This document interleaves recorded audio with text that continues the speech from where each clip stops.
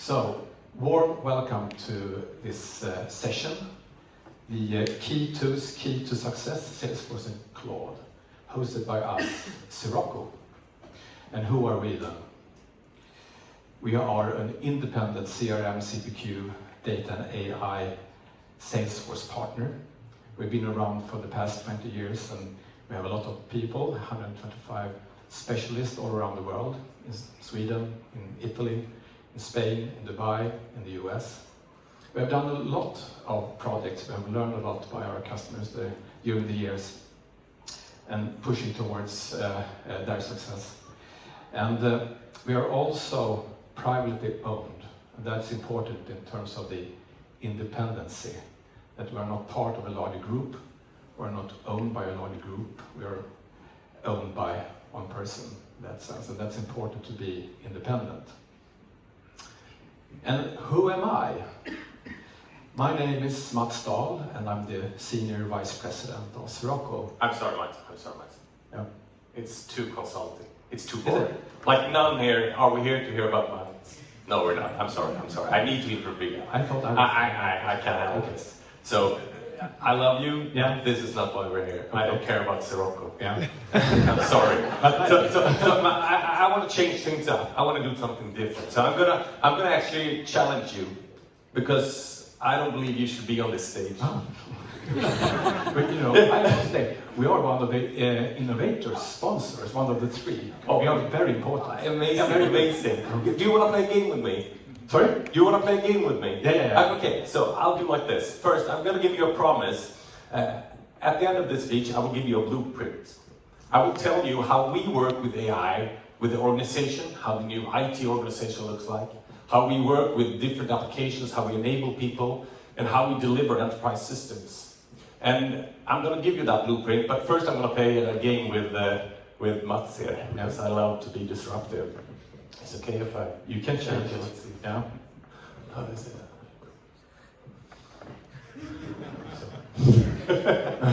I don't have the same design team as you have. So just a short context, KEYTO, we are the biggest service provider in Sweden.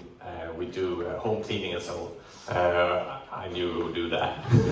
We're over 5,000 people. So interesting. Yes, I know. 5,000. It's just for context. 5,000 people in the organization. We're around 50 people in that organization. We have a revenue around 3 billion. That's all you need to know. Google the rest. Okay, so I have 3 claims I want to run by you. Because we know AI is coming, AI is here, AI is happening. So it will disrupt. But what is it disrupting? So I'm going to make 3 claims. And these claims walks us towards the blueprint I'm going to share with you, but I want to see how Mats reacts to them. So the first claim is that IT no longer has the monopoly on building technical solutions that bring value. And what do I mean by that? I have been a programmer for 20 years. I've been in a leadership team for different technical companies. This is me. I'm scared shitless. Like, if you're in a leadership team group, and you're in the leadership team, everyone in the team is expected to know something about the P&L and the budget and so on. Everyone is expected to know something about how HR is working and stuff like that. Nobody except IT is expected to know anything about IT. We are the one-man show in that case, and no longer. And how are you, as a partner to us, going to handle when it's not only IT who's the sole deliverer of value? I can just say like this, you know, I've been around a couple of years. It may not look like that, but I have. And that means that, you know, the past 20 years we've been talking about how to digitalize everything. Around 2012 something, the cloud technology came into play. 10 years ago, everybody was talking about no code, low code, and whatever. But now, based on all this, and based on AI, we are there now. Everything that everybody has been talking about has been built up the past 15, 20 years. And of course, we need to move alongside that as well, because we have been a part of that change. So from my perspective, I think this is good, even though we are looked at as an IT partner to the IT department, we see that we need to move closer to the business. Yes, because me as a customer to a partner like Sirocco, I need them to understand that the ownership of building systems doesn't solely lay with IT, the accountability lays with the business owners. They are now the people that can create value through applications. They are now the owners. This is not an IT thing, this is a you thing, you thing. So I passed the test? Barely. Okay. Claim number 2. We need fewer narrow specialists, and we need more business-aware generalists. What do I mean by that? Okay, so when we deliver systems traditionally, it's the sum of specialists. I have the web specialist, I have the front-end specialist, I have the back-end specialist, I have the Kubernetes cluster creator specialist, da-da-da-da. And the sum of all these different specialists that they hand over in this agile kind of framework deliver some kind of value. And that's good. But what I foresee in the future is that we need more generalists, because AI will become that specialist. It's already here today. AI can set up that Kubernetes cluster for you. So the specialists basically today will validate what AI does, but the validation will become less and less and less important. I'm not saying we're there today, but I'm saying that's where we're heading. So what I need are people that understand the business. They understand from the value creation, the operational flows, not just only what, they understand why. And they can describe for the AI the why and the what. When they do that, we see amazing results. And we do that today, and I will share something about that later. So, you have a ton of specialists. Yeah. I'm sorry to say it, but they're awesome. Yeah. But I am happy that you have come to this conclusion, because this is, if you are working with Salesforce application, helping customers like KEYTO to implement them, you need to be passionate about the processes that you're supporting. How can you implement something for a sales process or a marketing process or a service process if you are not interested in the actual outcome of that solution? So from my perspective, during my many years in the IT industry, there has always been kind of a gap between business and the IT, and I have never understood that. And now with this conclusion from your side, from the customer side, I'm more than happy that we are here. Yes, and I think the specialists, which is me, I guess many of you, we are still important.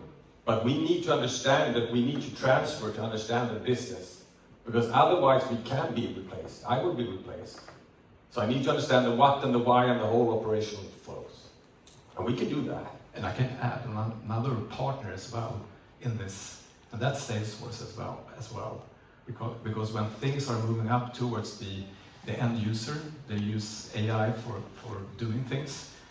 I think that Salesforce account executives also need to understand and be passionate about their customers' processes. Otherwise, you are just trying to sell more licenses. So I think it's a transformation that all of us need to do. And I think this is so interesting and so inspiring, I would say.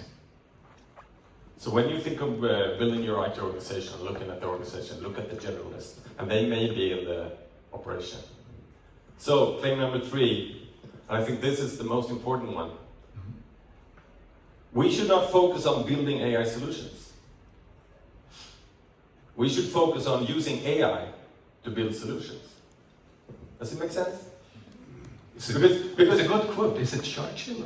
Yeah, I stole it from him. Yeah. So because we have all went to sleep at night and worried, like we have the pressure to find out what's the next big AI thing we need to figure out to deliver our company's future so it can beat the competition and so on. And everyone comes to the realization, oh, it's customer support, yay, again. Another chatbot again, because it's really hard to find AI solutions.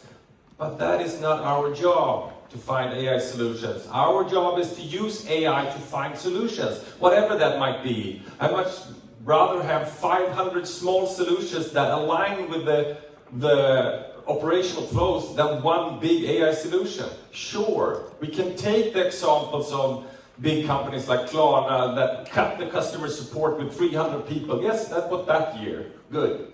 Are they done with AI? What's the next application they're going to do? What if they could instead enable those 300 people to use AI to find better processes in all the ways they're doing? Shift the responsibility from IT to the operation, to the business owner. And I find this funny because the graphics are so amazing.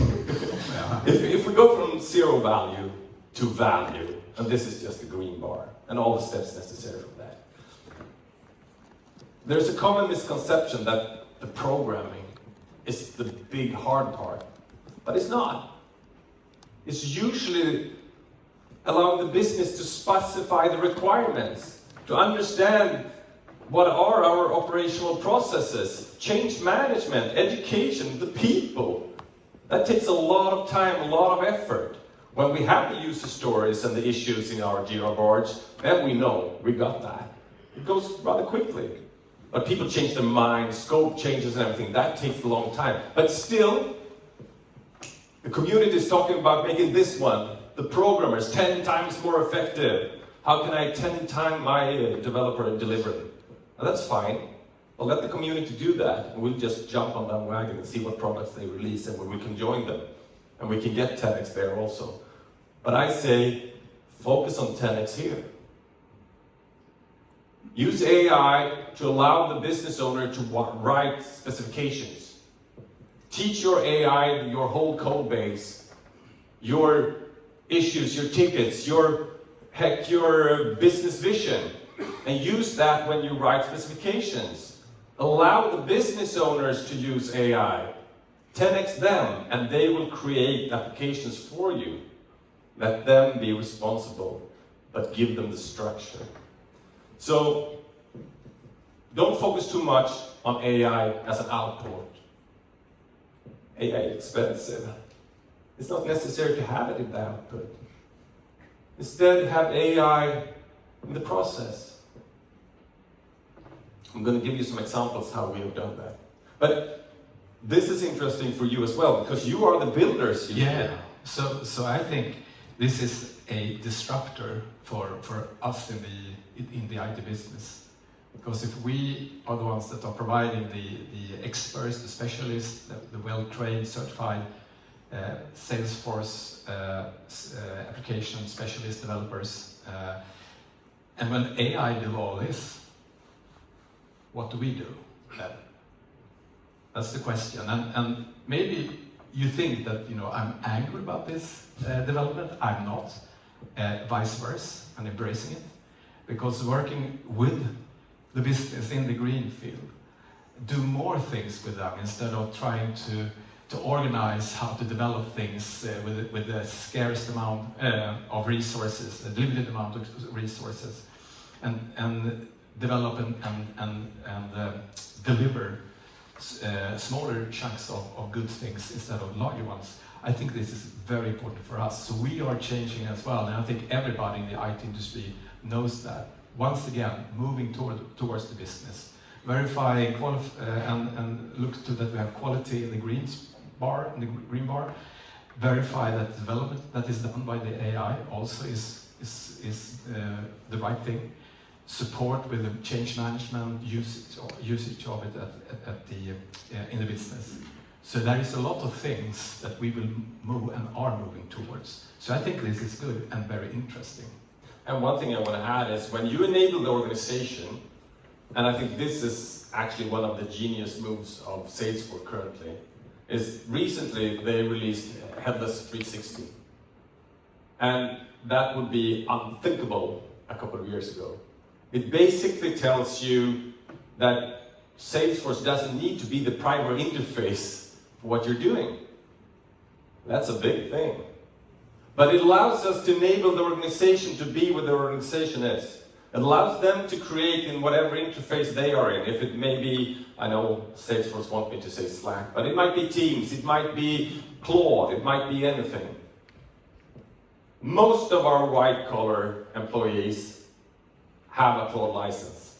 And they have a premium license.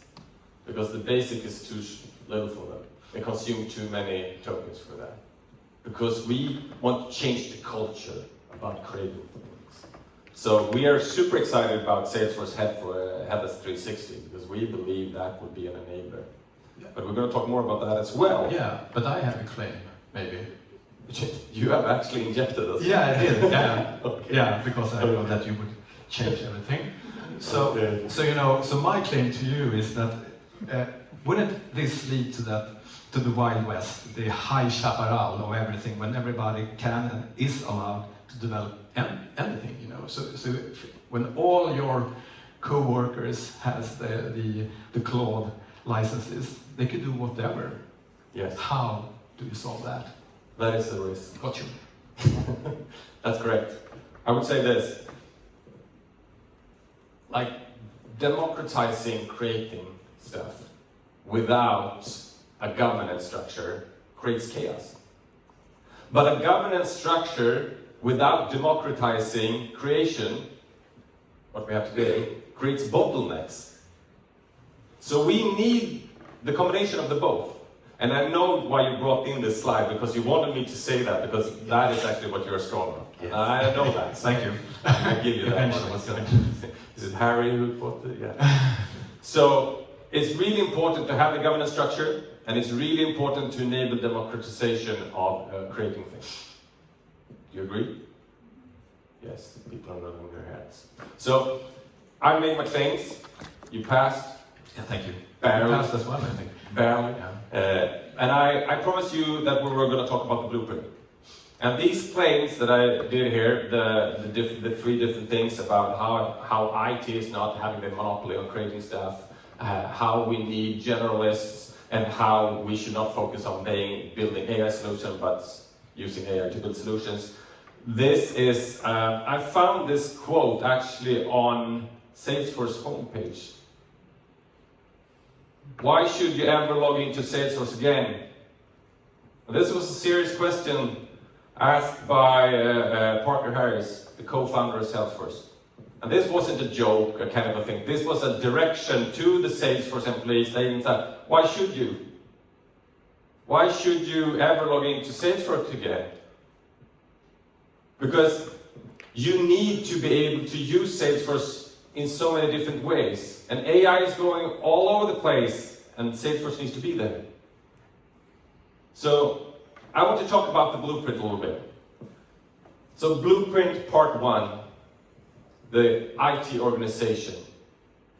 How we have done it is that we think it needs 3 levels, the future IT organization.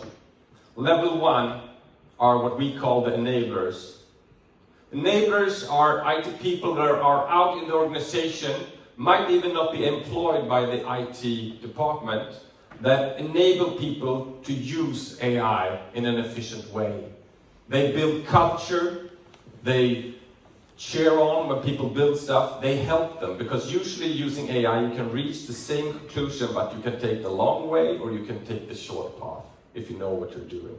So we're helping the organization to take the short path. These enablers are crucial to allowing people to dare take the leap into AI. Because Johanna at Finance, who has built this amazing loan application, because we have a lot of internal loans in our group, she built that, and she saw that she had the courage to do that was due to these enablers who cheered her on and helped her and worked with her doing this. But she was the one building it. She took responsibility and she owned it. And we are now using that on a wide scope.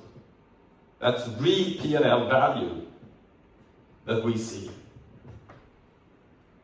The second level is what we call central IT. It's what we recognize today as the IT personnel. These are the people that, sure, they utilize AI, but they build the systems, the business critical systems that we need all day. It's traditional AI, or sorry, traditional IT. And we use the traditional agile governance structure to handle that. But they do use AI a lot. And the third level are the people building the harness. These are the people that enable the tools, the structures organization needs to be able to deliver on AI systems. Because if we give the organization just Claude licenses, it will be high-variable. Anything could happen. But if we also provide them the platform where they can start, where we can inject the correct skills, the correct context, and we provide all the technical necessities to the AI, and the business people only have a kind of a grill me session. Do you know about the skill grill me? Have you heard about that? That's one example, where you and the AI relentlessly ask each other questions until you come to a consensus. And the AI will not give up until it understands the why and the what. And you as a business owner can interact with the AI. Because back in the day, you did not only need to answer the questions on what you wanted, you needed to make up the questions as well. And that's really, really hard, but the AI will help you. So that's 3 levels of the IT organization. Level 1, the enablers. Level 2, central IT, the people basically doing quality assurance and making all the hard IT development. And level 3, the people building the harness. And these are the people that use Headless 360, use the Salesforce agents, set up the skills and so on. And our whole organization is using Claude. Some are using Codex from OpenAI. It doesn't matter. Because it doesn't matter which AI we use. So that's part 1 of the blueprint. Make sure how the IT organization supports by structures. Part 2 of the blueprint is the applications we build. We call it the impact journey because we believe each individual can take a great idea and move it to a great solution. And they can make a real impact. So level 1 of the impact journey we call personal. This is what most of us have done when we have a Claude license or a Codex license or have played around. It's an application that a person uses themselves on their computer. We don't need to put that many restrictions on it. But what we do is that we provide from the platform a template on what technical stack they're using. If they want to let the application grow, we have made the right choices from them from a technical perspective. And that's our IT responsibility to do that. Because the second level of the programs they can build is when they go from personal to shared. And we have this example in finance with this loan application. It was originally an Excel file, it was catastrophic how it was used. One coworker built an application for herself to use, and everyone else thought, oh, this is great, we want a part of this as well. And then she ran into the problem, how do I share this? How do I I need people to sign in and share data and stuff like that. And she doesn't know how to do that. So then we realized we need to have the structures to enable them to do this impact journey easily, to travel from personal to shared. So in the template, we have decided what databases they're going to use, what kind of sign-in they're going to use. So when they say they want to sign in, it's everything there. And it's connected to our Entra 360 ID on Microsoft. And here also what Salesforce is important, because we can also work with Salesforce to share data. Because sharing data is hard. And Salesforce makes that much more easy.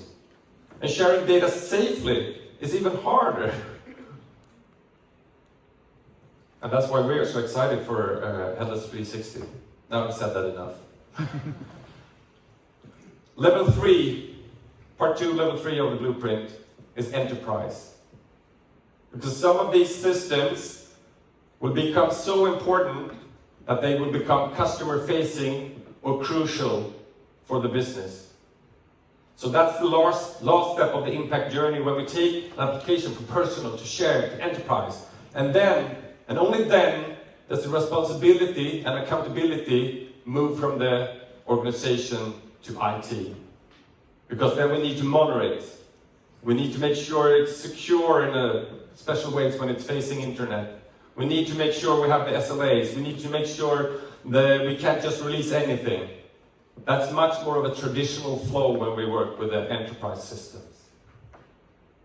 Does it make sense?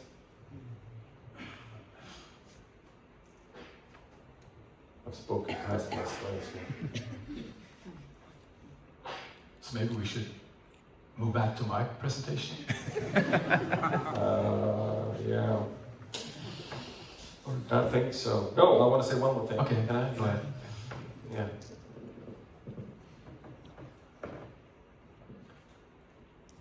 If you enable developers or your organization to become 10x, 10 is this number, 5x, 10x, 100x. Let's say 10x.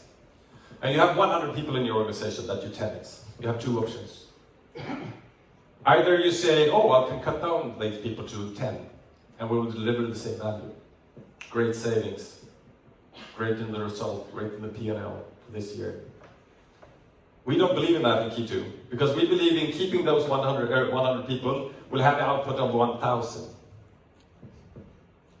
So we believe in growth instead of savings. When I started at KEYTO 5 years ago, we was one company. Today, we are 70 in 5 years. We truly believe in growth. Trust me when I say that, we believe in growth. And we are using AI extensively. For some of the developers, they haven't developed any code in Salesforce, only AI for a while. They're becoming more of quality assurance than actual developers. Their skill is still needed, but it's different. So my recommendation is, and we see this in the market, switch from savings to growth and enable the organization. I think I'm ready to hand over to this slide. Perfect. Then I can move back to my, yes, if I do like this. Go to my favorite page. Once again. But yeah, now you have been talking a lot of corporate Corporate fools. So for you have talked the talk. Can you tell us how you walk the walk as well? Yes. I like you. You do? Yeah. Okay. I've hinted at some applications, there's loan applications for instance. But what we'll build is, we have an application that we're currently developing and that we're building that is so awesome. I don't think my head engineer is in this room for this application, but I have an awesome colleague called Daniel, who is helping me to build something we call KEYTO Central Hub. And this KEYTO Central Hub is where you as a business owner can go in and you can define what you want your application to do. So it's actually an interface. And that can be connected to Salesforce data. So you describe what you want to do, and we have rigged the AI to give you the correct tech stack and everything to build your personal application and then upgrade it to a shared application. And the KEYTO Central Hub allows us also to track value. Don't forget to track value. It's super important. So when people do stuff in AI, they register there, and then they say, how much time have I saved? So we can get exported and tell the board and everyone who wants to know what actually is AI generating. Okay? And this central hub is a way for people to see what others have created, get inspiration, share skills and knowledge, and start building stuff. So we are building KEYTO Hub today. When you want to build an application, the cool thing is, if you're technical, everything is done for you. It will serve the Kubernetes clusters, it will fix the DNS for you, it will do all the security things, it will look at you as a user, what data have you access to in Salesforce and so on, and it will connect everything together. Because we as IT have a responsibility to give the organization the structure. The second example, before Salesforce created this product, Headless 360, have you heard about it? We actually thought that this was such a good idea, so we built it ourselves. So we call that Minerva, and I know some of my team is here who have been part of building that, and they are awesome. So Minerva, what that does is allows the business owner to go in to an interface, talk to the AI, and that AI knows everything about our code base in Salesforce, every single row. It knows all about our tickets and issues in our Azure DevOps board or Jira board or whatever we use. We even use Fellow to record all our stand-ups and all our meetings. And we include that into Minerva. It knows about our vision, our mission, our goals. And when a business owner goes into Minerva, it knows about how our governance structure works. So it asks the operational officer or the business owner the correct questions. And then it breaks down the needs into features, issues, and puts it directly into our board. It's amazing. Because this is the 80% that takes most of the time. So Minerva is actually, we're building on it all the time. So now we can go in, and also when a new recruit or a new developer is beginning, it can go into Minerva and ask questions. And it can get visualization of how everything is put together. This demand, this feature asked by that person, how would that affect the code here, and who is everything. Because we need, as IT, to give the structure. So I do believe we're walking the walk. We have delivered multiple systems. I can give you one cool example. One of my favorite people in the organization is called Adam. Adam's daily work is as a technician in one of our companies. He's out on the field repairing dishwashers and things like that. Adam is super bright. He's really good. By encouraging him, allowing him to experiment, he created an application in the personal space. What it did was allow him to tell the AI what error the machine was spitting out.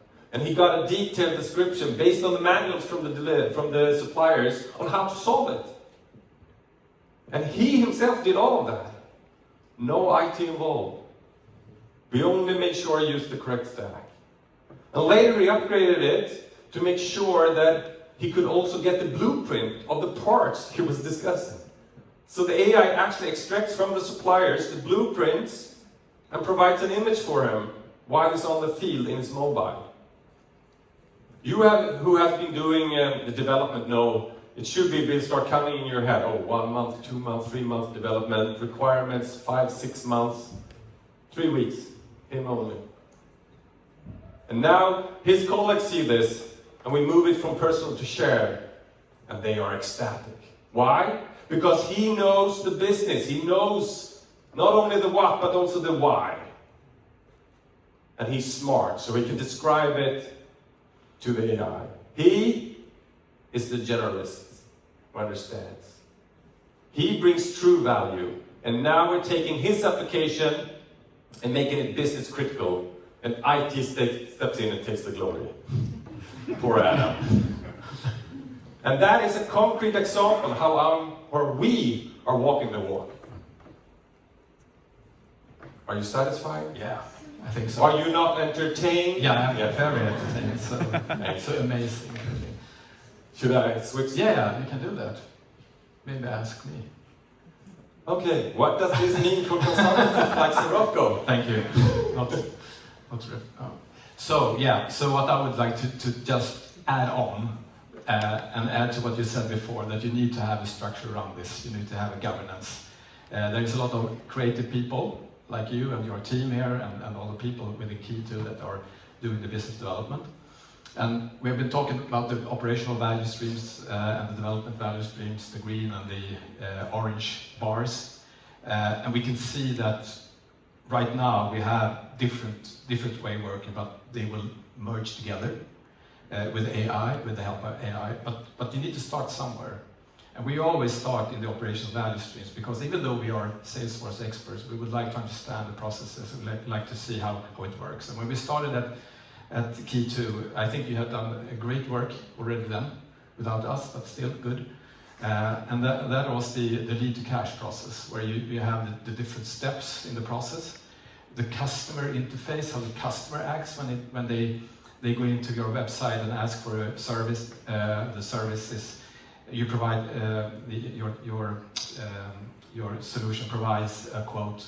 You receive, you say yes to that, you get an order, a work order goes out, someone does the service, and then you invoice it. And what personas works in that process, make that process go forward. The customer, the sales representative or customer success manager, the area manager who dispatches the work to his or her employees. Those technicians go out and do things with a work order, and they sign off when it's done and it's invoiced. That's so important to understand. How else could you create a solution? How else could you improve that solution? And based on that, we can see where we need to have new features. The features goes into the backlog is prioritized. We have a lot of different kind of teams, Salesforce team, the integration team, web team, and so on. And they need to align on what's to be delivered. So it's the common way of working. I think you're all doing it. But that needs to be in line. And after that, start the work that the walk the walk is about. To change people to the AI.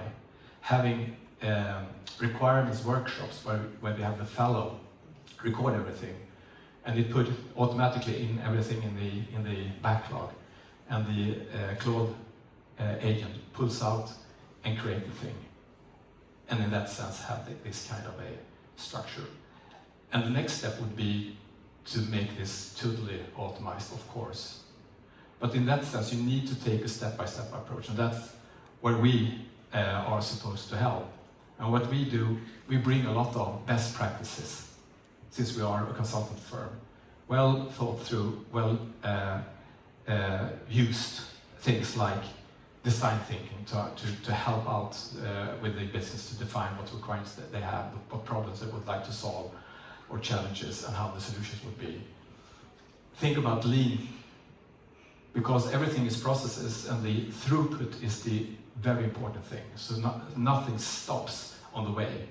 So when the customer asks for something, that customer needs to have constant or instant, I would say, answer.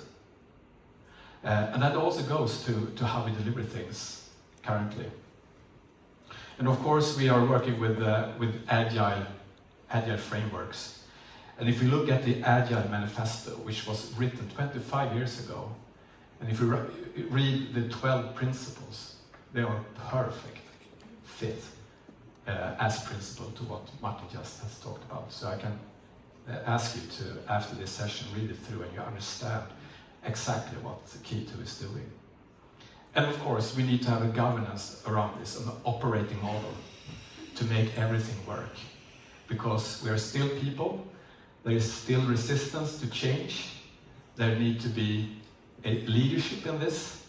It's not, it's mandatory, you need to follow, and you need to be trained in it as well. So from our perspective, we can help out to organize all this, and we have helped out a lot the past year, I think. Definitely. Yeah.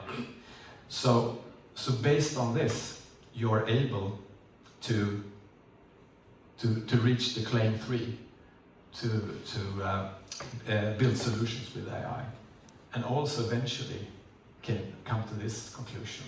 And it doesn't just, it's about Salesforce, it's about all kind of SaaS applications and everything else you're working with. It's more about the business and how the business gets support as soon as possible. Corporate. Yeah, very. Very good. Yeah. Not as good as you. I know a little bit, but it's okay, it's good. Yeah. It's important. So let's wrap up. Next steps. First of all, as a next step, are there any questions from you in the audience? To me or to Martin? Not everyone at once, please. Yeah. Crystal clear. But I can... Oh, we have a question in the back. Yeah.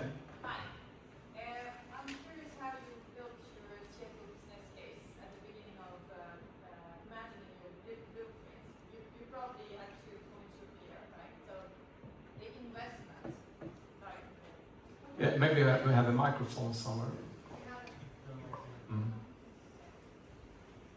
Hi, thanks for your presentation. Brenda Goodfick from KEYTO. I'm wondering how you looked at the blueprint business case towards your CFO as a peer. You probably had to explain the upfront investment and then forecast a bit the cost and then make some decisions when it comes to your OPEX. Yes. So the question is, how did I actually fund this and get this approved, this kind of giant experiment of ours? And first off, I'm lucky. I have an amazing CEO in Magnus who believes we need to do this. And one of our core values, we are a cleaning company. And one of our core values is that we want to be tech-enabled. And he understands that. So I was lucky. But also, when you go and talk to a CFO and CEO, you need to explain to them that this is a very volatile thing. Do you believe this will be disruptive? Do you expect me to understand the value creation in a disruptive market? Or do you just want to jump in the pool and try to swim to the edge of it? Let's do that. And I can promise you that I will keep track of the values we create continuously. And it will be my mission to make sure we deliver value on the P&L. And we do that by enabling the organization. We do that by the grassroots initiatives, all these small sprouts, and suddenly we have an oak. And that's how we do it. So the answer to the question, luck. Good. Yes. More questions? Someone else? Yes. Hi. Hi. Great presentation. Thank you. Very nice. I like you. I like you. I have a question. So when you talk about democratizing and like having everyone build and develop, how do you think about the future when people have built a lot of things and your processes are now dependent on these things that they built? Yes. How do you maintain that and govern and think about the future when someone doesn't want to maintain that? Yes, good question. Did everyone get that? How do we maintain this? It comes back to your question, like, wouldn't this be chaos? First off, remember, who is accountable for the applications we're building? It used to be IT, but now it's the business owner. People love the application they're building, they're invested into it, it becomes like their babies. That's the first thing, make sure they're accountable for the personal and shared application. Once it goes to enterprise level, that's another thing. Then we have governance structures for that, and IT takes over. Second, when the people leave, they are leaving on paternity leave or they quit the job or whatever, we have the AI to explain the application for us. It's much easier for another business person to take over because they're not alone. They are always having this AI capable assistant with them that knows everything about the code, can answer all the questions, and even work late. And they can use that one. Great question. Did it answer it? Sure did. Perfect. Did I see a hand down here, or did you regret yourself? Okay, perfect. A 2 for 1. Okay, good. So, another next step is to visit our booth in the main hall, where you can talk to me and also Martin concerning everything that Martin has talked about, and me as well. I think that's a good next step, isn't it? Yes, I just want to end with saying, don't forget the data. We haven't spoken much about the data, we talked about everything else and stuff, but don't forget the data. And I believe that's where Salesforce actually comes in. We are at Agentforce World Tour. So I'm here because I believe in Salesforce. And Salesforce, with their trust layer and everything, is really important. Don't forget the data. Data is hard. Secure data is even harder. Look at Headless 360. I promised this last time I'm saying I'm not working for Salesforce. I just think it's amazing that they're releasing this product. It's so radical. So, the final words then. What should the audience bring with them? I would say it's claim number 3. We should not focus on building AI solutions, we should focus on using AI to build solutions. Enable your organization. Don't worry when you go to bed tonight, like figuring out the next AI solution. Your organization will do that. Because they will not figure out the next AI solution, they will figure out the next solution that brings value. And enable those people. Personal, shared, enterprise. Enablers, central, and the last thing I don't. Or was it? Yeah. Harness build. Something good. Something like that. Something cool. So, thank you very much for listening into this. And thank you, Martin. We're plus 55 seconds. No, we are over. Yeah, I mean that. Plus Yeah. 55 seconds. Thank you. Thank you.